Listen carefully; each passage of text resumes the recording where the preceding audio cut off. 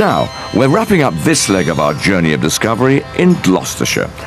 And I think there's been something sadly absent from our lives for some time now. Is there anything you've been missing over the last few weeks? Proper bed, Yes. functioning cooker, shower cubicle and lavatory, not occupied by 3 blokes I've never met. Anything on the drinks front? Wine. Wine! Yes, wine! Are we going to a vineyard? We're going to a vineyard. I just thought... joy! Don't mock. Wine is truly British and has been so for 2,000 years. It's not unlike yourself in that respect. And been going hard at it for 2,000 years. Yeah. Wine is one of England's best kept secrets. Astonishingly, there are now some 400 vineyards in England and a couple in Wales, pushing the cork into around 2 million bottles every year. It's a vineyard. This is a vineyard.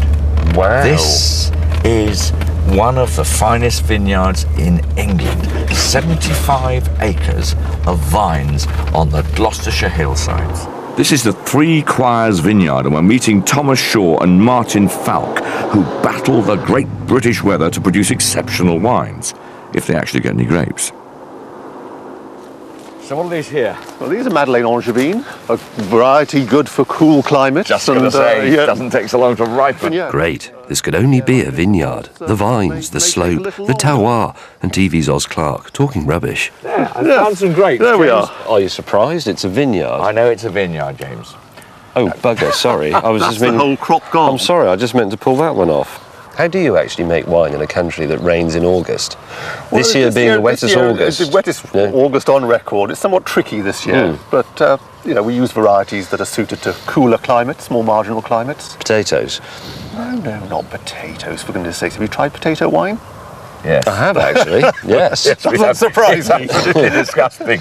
The key for us in this environment is that we need a lot more leaf than a lot of other areas that you might have been to. So are we saying in England, because the sun hitting the leaf is what creates photosynthesis, which creates all those sugars in the grapes, you actually need more leaves per bunch of grapes than you would in, say, the south of France? Exactly. So air is also an important thing. Yeah. To call it sort of nature's antiseptic, would that be fair? It'll be, yeah, very Yes, good. could do. Wind we term as being bad, airflow we term as being good. That's why I see. boxer If you shorts get- became very popular. Nice gentle airflow. It stops fungal If wind buildup. speed- Right, let's go. Lots of different varieties will produce different sorts of flavours, different sorts of alcohol levels, different sorts of acidities. I think that much is fairly obvious about wine, isn't it? It's made from grapes, you put them in a bucket, you stamp on them to get the juice out, it becomes wine. Robert's your mother's brother, you go into the tasting room and try it. It's time we went inside and tried a glass of wine. I think it's I can't put it more bluntly than that. It's becoming fairly essential. Well, that was a wonderful vineyard experience, thank you, I enjoyed it.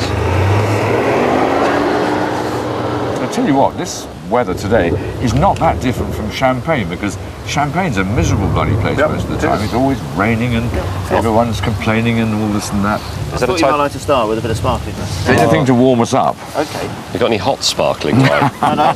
Very English sort of And it experience, tastes being on a full. terrace in the sun, you know, with a glass of sparkling. Yeah. What, watching the sunset over the distant hills. It's one of those kind of, you think this has got to be very cool climate, Yep. very light, sort of limpid fragrance. Peaches and the pink prawns from the pick and mix you get from that. Absolutely not. It is. I grant you a bit of peach, but it's lovely fresh peaches, nothing to do with your pick and mix. Pop open the Pinot Noir. Time for a red. It's a little bit red opal fruit as well. To continue my sweet and Here we go again.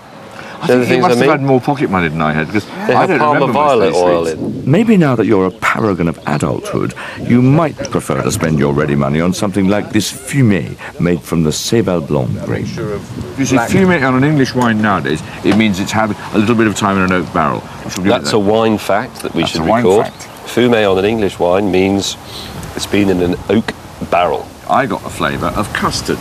Custard is a definitive British character building flavour, so I think a custardy wine is something to be commended. Now that it's been open for a bit, exposed to the air of England, high notes and low notes I would say are freshly laid tar macadam, coal dust,